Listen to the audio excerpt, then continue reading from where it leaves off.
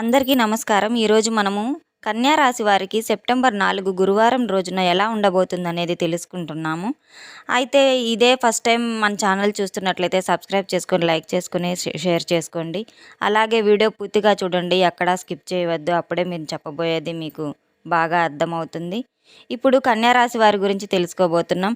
ఈ కన్యా రాశి వారికి సెప్టెంబర్ 4వ తేదీన ఎలా ఉండబోతుందనేది మనం ఇప్పుడు తెలుసుకుంటున్నాం. వీరికి అదృష్టం అనేది తలుపు తట్టబోతుంది. అది ఏ విధంగా వీళ్ళకి కలుసుబాటు అవుతుంది అనేది మనం ఇప్పుడు తెలుసుకోబోతున్నాం.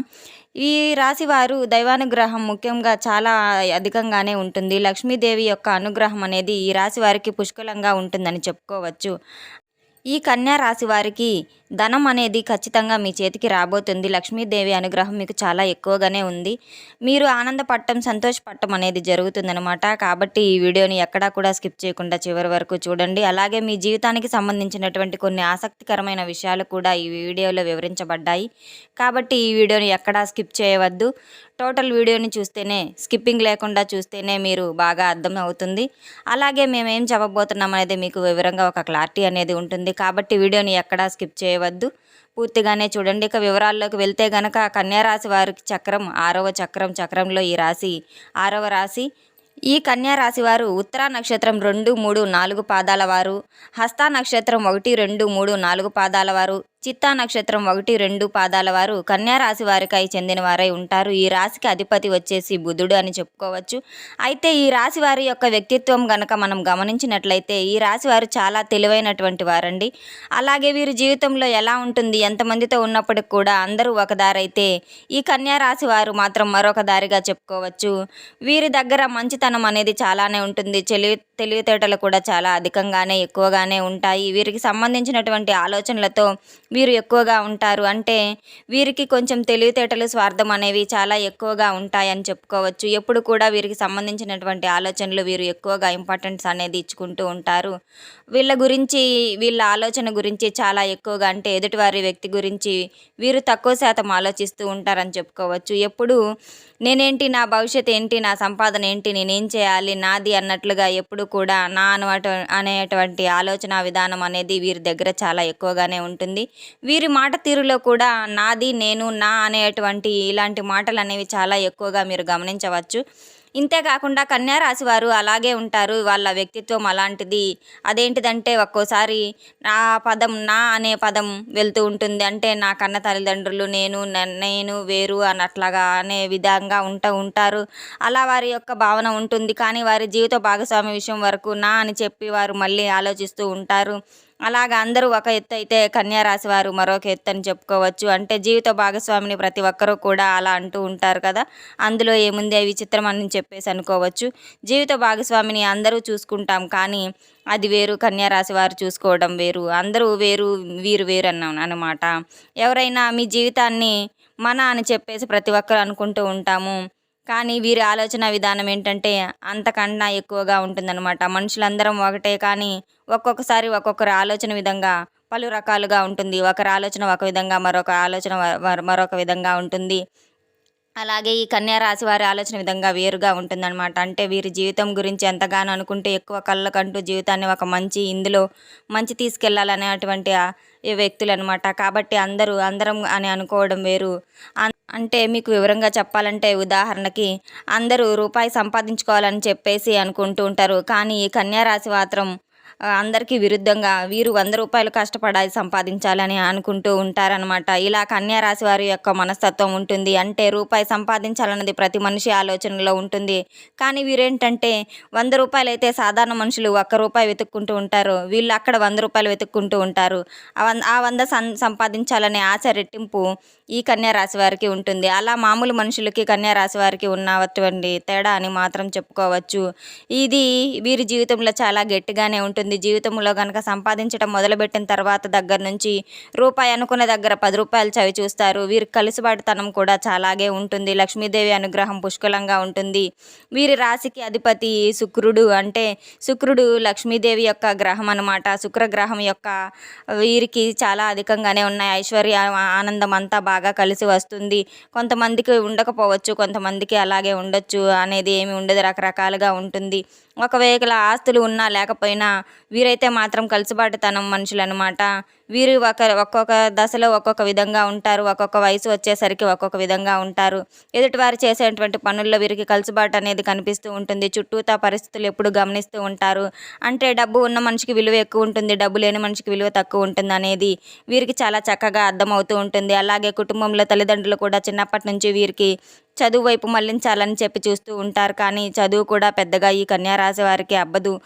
కానీ ఈ కన్యా రాశి వారు చాలా చిన్నప్పటి నుంచి కూడా వారు ఉద్యోగాలు అవ్వచ్చు, వ్యాపారాలు అవ్వచ్చు, వారసత్వంగా వచ్చే వృత్తులు అవ్వచ్చు, తండ్రి పనులు, వ్యాపారాలు ఏదైనా ఉంటే వాటిని నడవటం ఇలాంటివి చేయడం వంటి వాటికి ఏకంగా బాగా కాలం కలిసి వస్తుంది. ఉద్యోగస్తుల కన్నా కూడా ఉద్యోగస్తులతో పాటు కూడా వీరు సంపాదిస్తూ ఉండవచ్చు. అంత కలుసుబాటు అనేది వీరికి వస్తుందని చెప్పుకోవచ్చు.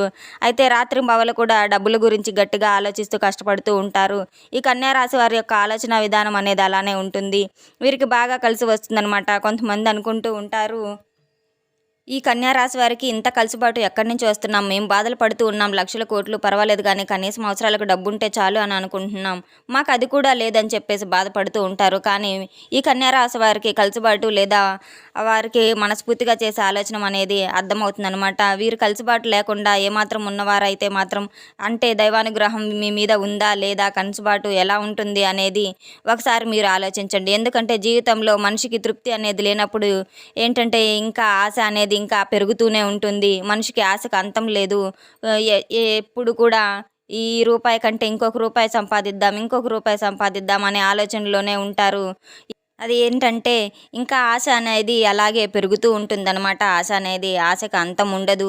ఆ మనిషి ఆశకు అనేది ఎప్పటికీ అంతం ఉండదు. కోటి ఇప్పుడు డబ్బులు కావాలి అని అనుకుంటే ఏమీ లేని వాళ్ళు కనీసం గడపడానికి జరగడానికి ఉంటే చాలు, మనకి పూట గడిస్తే చాలు అనుకుంటూ ఉంటారు. అలా పూట గడవడానికి దగ్గర నుంచి ఇంకా లక్షలు కావాలి, కోట్లు కావాలి అనుకుంటూ ఉంటారు.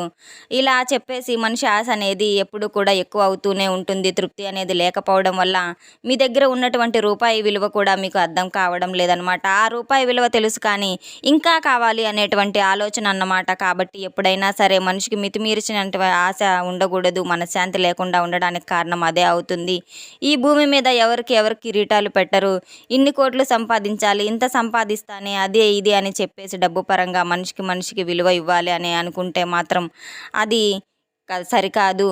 ఖచ్చితంగా డబ్బు అవసరమే కానీ సమాజంలో మనుషుల్ని డబ్బుని చూసి అయితే విలువ ఇవ్వరు అనేది కూడా తెలుసుకోవాలి. కానీ వాళ్ళు అలా చేస్తున్నారండి అని మితిమించి మనం ఎక్కడ ఎవరి కోసం మన ఆరోగ్యాలు పక్కన పెట్టేసేసి, నిద్రను, తిండిని, సుఖాలను అన్నీ పక్కన పెట్టేసేసి పని చేయాల్సినంత ధర్మం ఏమీ లేదు. కానీ అంతకు మించి చేయడం వల్ల జీవితంలో మనకి కష్టాలు తప్ప సుఖాలు అనేవి ఏవి కనిపించవు. ఎందుకంటే మళ్ళీ వెనకపోతే వయసు రాదు, ఓపికలు రావు, గడిపినటువంటి క్షణాలు కూడా తిరిగి రావన్నమాట. ఇది మాత్రం తెలుసుకోవాలి. దైవానుగ్రహం మీ మీద ఉంది కాబట్టి, మీకు కలిసి వచ్చే కాలం వస్తుంది కాబట్టి మీరు సంపాదించుకుంటారు, చేసుకుంటారు. కాబట్టి తృప్తి పడండి. మీకు ఉన్నంతలోనే తృప్తి పడండి, చాలు అనుకోండి. కానీ మితిమీరినటువంటి ఆశకి పోవద్దు అన్నమాట. మితిమించినట్లయితే ఆశకి పోతే చాలా ఇబ్బందులు పడాల్సిన పరిస్థితి అయితే వస్తుంది. ఇక కుటుంబ సభ్యులు కూడా వారు అలాంటిదే ఇదే అలవాటుకి పడిపోతూ ఉంటారు. అంటే ఎక్కడ ఉన్నా కూడా చిన్న చిన్న లోపాలు జరిగినా వాళ్ళతో కూడా తట్టుకోలేరు. ఎందుకంటే మీరు వారికంతా కూడా గొప్పతనాన్ని చూపిస్తూ, గొప్పలకు అలవాటు చేస్తూ, సుఖాలను అలవాటు చేస్తూ వారికి అలవాటు అవుతుంది. కష్టాలను ఏమాత్రం కూడా తట్టుకోలేరు. కాబట్టి జీవితం అంటే కష్ట సుఖాల కలయికనే. అచ్చంగా సుఖాలే ఉండవు, అచ్చంగా కష్టాలే ఉండవు అనేది మనం తెలుసుకోవాలి. మీకు సుఖం అనేది ఉండదు అని అర్థం చేసుకోవాలి. ఎందుకంటే కన్యా రాశి వారికి చాలా బ్యాలెన్స్డ్గా ఉంటారు. అంటే వారు కష్టాలు వచ్చినా కృంగిపోరు, అలాగే సుఖాలు వచ్చినా ఎగిరి గంతులు వేయరు. చాలా బ్యాలెన్స్డ్గా లైఫ్ని అనేది లాక్కొస్తూ ఉంటారు. వీరు కొంతమంది చాలా బిక్కిరి అయిపోతూ ఉంటారు. కష్టాలు వచ్చినప్పుడు గాబరా పడిపోవటము, ఏడవడము, పడిపోవడం లాంటివి చేస్తుంటారు. కానీ సుఖాలు వచ్చినప్పుడు ఏంటంటే చాలా ఓవర్గా సంతోషపడుతూ చాలా ఇదిగా ఉంటారు. అలా కన్యా రాశి వారు మాత్రం ఉండరు. వీరి ఆలోచన విధానం కూడా మనం ముందుగా చెప్పుకున్నట్లుగా మామూలు మనుషులకి చాలా భిన్నంగా ఉంటుంది. అదే కన్యా రాశి వారికి మిగిలిన రాశి వారికి చాలా తేడా అని మనం చెప్పుకోవచ్చు. వీరు వృధాగా ఏది ఆలోచించరు. అలా అంతవరకే మైండ్కి ఎక్కువగా పని పెట్టరు.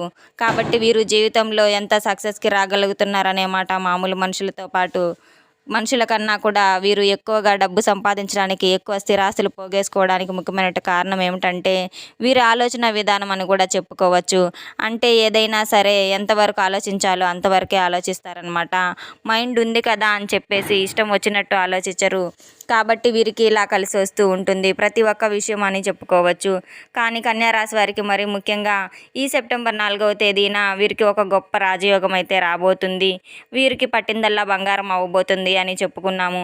కష్టపడే తత్వం అనేది ప్రతి ఒక్కరికి నచ్చటం వల్ల వీరికి కలిసిబాటు అనేది తెలుసుకున్నాం కదండి. మనం ఈ కన్యా రాశి వారికి సెప్టెంబర్ 4న ఎలా జరగబోతుంది అనేది. కష్టే ఫలి, మనం కష్టపడింది ఏది జరగదు. మనం కష్టపడే తత్వంలోనే కలిసిబడతానని కూడా వెతుక్కోవాలి. మన కష్టాన్ని చూసి ఆ లక్ష్మీదేవి ఎప్పుడు మన వెంటనే ఉంటుంది. ఈ వీడియో కనుక మీకు నచ్చినట్లయితే లైక్ చేసి సబ్స్క్రైబ్ చేసుకోండి, షేర్ చేసుకోండి. వీడియోని పూర్తిగా స్కిప్ చేయకుండా చూసినందుకు ధన్యవాదాలు. Thanks for watching.